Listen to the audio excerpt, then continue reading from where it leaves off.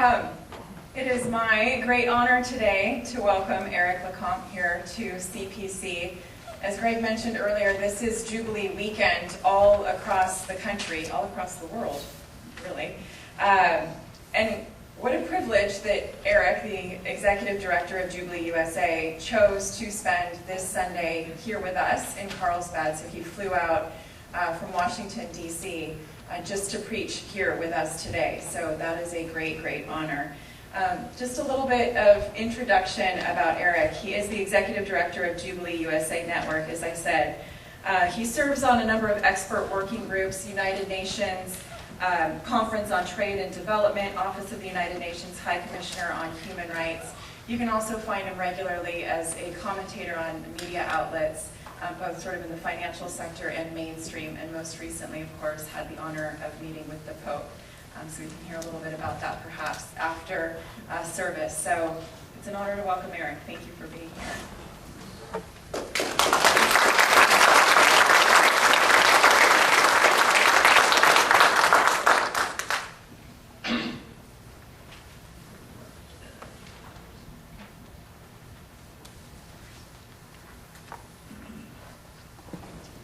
Thank you, Lindsay, for that wonderful introduction. And I want to thank all of you and Pastor Greg and Betsy Barnhart for inviting me to be with you on this Jubilee Sunday. I've been here several times over the years, and I always, if any opportunity that's offered to come and join you in this community, I immediately accept. Because the worship services that I'm able to be a part of here at Christ Presbyterian remind me very much of the same type of religious community that I worshiped in and grew up in the south side of Chicago. I remember some of my earliest childhood memories, attending liturgy on Sundays. And one of the first most explicit memories that I remember when I was 4 or 5 was I went to church with my parents. It wasn't a Sunday. It was to look at the statues and the various artwork and pieces we had around the church. And I saw something that particular Sunday that I had never noticed before. Something that startled me, that struck me, that didn't seem to make sense, that seemed to feel out of place with this religious community that we went to celebrate with every weekend. I found myself walking up to the front of the church, and I looked above the altar, and I saw something that just terrified me. I saw this face of failure, of death, of torture, of suffering, of pain. And my mom came up behind me, and she saw me staring at this visage, at this image, and she said, "Eric, that's Jesus Christ, the Son of God." And my father, who had also come up alongside me, said, "Eric, and you know, just like Jesus, we're all the children of God." And at 4 years old, I remember looking up at that crucifix and saying to myself, if that's what happens to the children of God, I want no part of it. And I think in some respects, the question that Micah offers us today not only is answered in that very specific language in terms of what does the Lord, what does our God actually require of us, it's also, as we all know, answered by the very way that Christ lived his life, by the way our Savior died, and through the story and the hope of the resurrection. That in reality, for all of us, what Micah tells us in terms of walking humbly with our God, loving justice, that is how the Christ lived his very life. So coming here to be here in this community, a community that worships around a very particular way of loving one another, of walking humbly and loving justice. For me today, I find it incredibly hopeful As Lindsay had mentioned, this community has been a part of the global Jubilee movement since 2006. And here in Southern California, your community is the largest contributor to our work at Jubilee USA. So today, as this weekend we celebrate Jubilee Weekend across the United States, as synagogues celebrate Jubilee Shabbat, as Muslim communities celebrate Jubilee Juma, here as a Christian community on Jubilee Weekend, we celebrate Jubilee Sunday. I'll get back a little bit to that contribution in a few minutes, but I think just to explore a little bit about how we've seen our work at Jubilee, our mission is to build an economy that serves, protects, and promotes the participation of the most vulnerable. And if we truly believe that our job is to seek justice, it means that it's something that calls us beyond the question of charity, but the question of how do we change the structures around the world that create inequality? How do we change the structures that create poverty? Right now, we know that around our world, that 67 people have as much wealth as 3.5 billion people. 67 people own as much as more than half the world's population.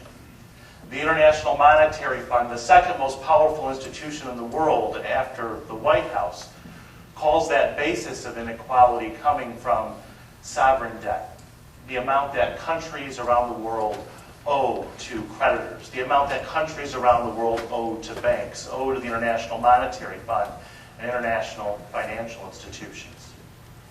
We've seen churches that have combined to form the Jubilee campaign know that poverty around the world is not something that's automatic. That poverty is also created by very particular political structures in our world. So the Jubilee campaign began in the late 1990s to take on a very specific symptom of how the international financial system operates. And that symptom is the high indebtedness, the debts that the poorest countries in the world have. And having these debts preventing them to provide health care for their country, to prevent education.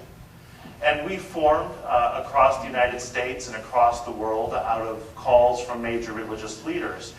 And since that moment, our campaign has won over $130 billion in debt relief. And by international law that we have won through the 2000s and even in the last months, international law forces all money won through debt relief to go towards building schools and hospitals in the developing world. So as was mentioned earlier about kids going to school in Africa, because debt relief has been won, we know that in recent years, 54 million kids have gone to school in Africa who never would have seen the inside of a classroom. We know in Tanzania, it allowed the entire population to be able to receive health care upon receiving debt relief. We know school fees have been canceled, and the very structures that have caused poverty have been transformed to alleviate poverty.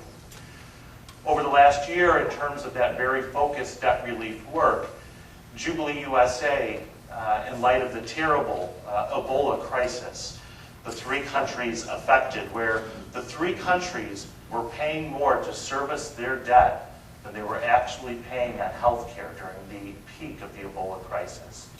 They were paying more in debts that had come from old military dictatorships, that had come from buying weapons and civil wars. And now that there were democratically elected governments in these countries, they were still responsible for these terrible debts, paying more than they were paying on health care at the peak of the Ebola crisis. And through our efforts, the support of communities like Christ Presbyterian, we won $100 million in debt relief for those countries. We were able to take that money to move it directly towards health care in the short term and health care in the long term as the countries revive from this terrible crisis. What was even more exciting is that we actually changed some of the very structures that allow debt to be accumulated in such a way. We won a new trust fund from the International Monetary Fund that when a country faces a tragedy like Haiti's earthquake 5 years ago, or the Ebola crisis now that impacts their economy, they now are able to receive immediate debt relief to be able to solve that particular crisis. So we actually changed how the international financial system operates. This year also we won $1 billion of debt relief for the country of Chad. And winning that debt relief in Chad has meant hospitals and schools that were closed are now open again. This debt relief is really important. And I think just to put that in perspective of the contribution that you give annually to Jubilee to support its efforts, just in what we've won this year in terms of debt relief, for every $2,000 that Jubilee USA receives for just this year translates to $5.6 million in debt relief to build schools and open hospitals throughout sub-Saharan Africa, Latin America, and Asia. We know that debt, as it is, and addressing debt is very important. Just as we work to address debts here in the U.S., and we look at the student debt crisis and issues around payday lending, but we also acknowledge and understand that debts are just a symptom of how the international financial system operates. We do have countries like Haiti who have paid down their debt, but over the process of that debt, that main debt coming from old dictatorships, from military fronts, and from having to pay their way out of slavery. Yes, Haiti's debt was over 100 years old, and it had to do, since they were one of the first free countries in the hemisphere, paying back the slaveholders in France that had enslaved them. So even though they had paid that debt back 5 times in terms of actually paying off the principal, because of the high interest rates, they weren't able to ever close the debt until we won debt relief. That's how much of the international financial system operates. And it reminds me of a story that I'd like to share about my daughter, Hannah, and one of the lessons in international economics that she had given me a few years ago. I'm so blessed to have 3 incredible children. My son Jonah is 12, Hannah is 8, and Jeremiah, our youngest, is 4. Hannah's always been as bright as the sun, able to make wonderful connections. But I remember when she was 4 years old, just a few years ago, and like all families, just like your family, you make budgets, you figure out how to meet your expenses. And my wife and I were talking, about our family budget. And our little 4-year-old came running up to us, and she said, "Daddy, I have the best way to save money for the family." And Hannah, who often sees me come home from trips where I stay at hotels, I am one of those people that always brings the extra bar of soap home. So a lot of our soap that we use as a family comes from different hotels and communities all over the world. And she said, "Daddy, I know what we need to do as a family in order to save money so that we have more money in our family." And she said, "You know how you bring soap home from hotels? What we should do is we should stay at hotels as much as we can every single night so that we can bring that soap home and then we don't have to pay for it."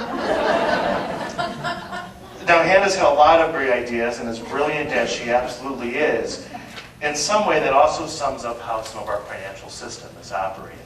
That something that is so basic to us in terms of understanding, it's just not logical. And when we look at debts, we understand that's a symptom of how the financial system operates. If we truly are to work to build an economy that serves, protects, and promotes the participation of the most vulnerable, it's absolutely critical that we actually tackle not the symptoms of how the financial system operates, but the very structures. So although debt relief is a part of it, that's why we work very specifically on responsible lending and borrowing, promoting public budget transparency. That's why we work very specifically in the developing world on curbing corporate tax avoidance and closing tax havens in order to raise revenue. So right now, out of every $10 the developed world gives to the developing world, they're losing $50 in debt payments. For every $10 they receive in aid, they're losing over $100 from monies lost to tax evasion, corruption, and corporate tax avoidance. So we realize very specifically, if we want to change how the financial system operates, we need to change these policies. We promote transparency, and that's a key theme of this Jubilee weekend at the International Monetary Fund, an institution that makes policies that affect all of us in this room almost as much as the oxygen we breathe. But at the same time, for such a powerful institution, to think that this is the most powerful institution after the White House in our entire world, most of us don't know what the International Monetary Fund is or what it does. In fact, last year, our office is on Capitol Hill in a Lutheran church right behind the Supreme Court. I stopped 5 people, 4 of which worked for members of Congress, and I asked them, what is the International Monetary Fund? 4 out of those 5 people couldn't give me an answer. But if you ask any 12-year-old in Grenada or in Zambia or in El Salvador, what is the International Monetary Fund? They may not get it exactly right, but they sure can give you an answer. So we work for transparency in these institutions so that decisions about our lives are not made in secret. We also work on very specific issues in the financial system, like creating a global bankruptcy process to protect countries from poverty. And it's been exciting that religious leaders, including Pope Francis, have endorsed this process and are actively calling for it to move forward at the United Nations. But I think our work right now on all these issues can most specifically be seen in the efforts that we're doing with small countries in the Caribbean, from places where American citizens live, like Puerto Rico, to small islands like Grenada. Grenada, where over the past year, we've been able to cut their debt in half, prevent corporate tax avoidance in order to stop austerity programs, and actually shift how countries in that region can be able to restructure or change their debts. Right now, one of the places where we're working most closely is a place that's very much a part of our own country, and that's Puerto Rico, where in Puerto Rico right now, there's a $72 billion debt. Almost 1 out of 2 people, 1 out of 2 American citizens on the island of Puerto Rico are living in poverty.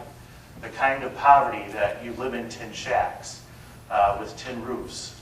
This is a part of the United States. $20,000 in debt for every man, woman, and child on the island. And this summer, the governor of Puerto Rico declared that their debt of $72 billion was no longer payable. It's a humanitarian crisis on the island, where the hardest thing to buy right now in Puerto Rico at any store you go to is a suitcase, because so many people are leaving the island to come here to the mainland in order to find work. So after the governor made this announcement this summer, we were able to work with the Archbishop of Puerto Rico, with the head of the Presbyterian Church, the head of the United Church of Christ, the head of the Pentecostal community and the evangelical communities, to declare as the religious community in one voice that Puerto Rico, where 3.5 million American citizens live, needs a jubilee. They called for debt relief to get the debt back to sustainable levels. They called for curbing of tax avoidance to be able to raise the revenues they need on the island. They called for public budget transparency because, like so many places around the world, part of the problems in Puerto Rico are also problems that come from their own government in terms of not being transparent with their actions. They called for people of the faith community, but people of all constituencies, to be able to have a seat at the table to renegotiate the debt. They called for a very particular small group of abusive international financial actors, groups that Pope Francis notes as savage, that are trying to take advantage of the situation and profit off of poverty in Puerto Rico, to cease their activities. They called for this very particular package, and the moment they did that, not only did it get global attention, but it started to change the actual discussion. It pushed forward bills in Congress. It pushed forward an incredible plan by the White House. But at the same time, we recognize right now in Puerto Rico that our work there as Jubilee, as our work there with the religious communities, that we can't wait for Congress to act. We can't wait for the White House to take executive action because there is a humanitarian crisis that is affecting 3.5 million American citizens. So on Friday night before coming here, I talked to the Archbishop and the head of the Presbyterian Church and the head of Puerto Rico's Bible Society. And we talked about moving forward a solution to move the nearly 1 out of 2 people out of poverty in Puerto Rico. And for the first time, what we're doing as Jubilee USA, and you are the first community that we're sharing this with, is that in the first week of December, because of the call of the religious community in Puerto Rico, we're bringing together the governor and all of the creditors, all those that hold the debt, the $72 billion in debt, to the table for a process that is going to be arbitrated by the religious community, by the religious leaders, to cut the debt in half, to be able to grow jobs, to be able to stop the austerity programs that are making the crisis worse, and actually put Puerto Rico back on a total plan of development and growth. So that's the effort that we're a part of, and that's what we do at Jubilee. In terms of these particular efforts, we believe these are the transformative actions of justice that we're called to do, that answer Micah's question to us today, that allow us to look at the example of Christ's life, the example of his death and resurrection, the example that if we are truly children of God, we are called to accompany all of those who are suffering, and not only accompany them, but transform the plight under which they live. It's an exciting moment as the Jubilee campaign continues to grow. It's an exciting moment as Jubilee continues to answer the question, what does the Lord require of us? And I'm humbled and honored to walk with you on this journey as we all together answer the question, what does the Lord require of us? Thank you.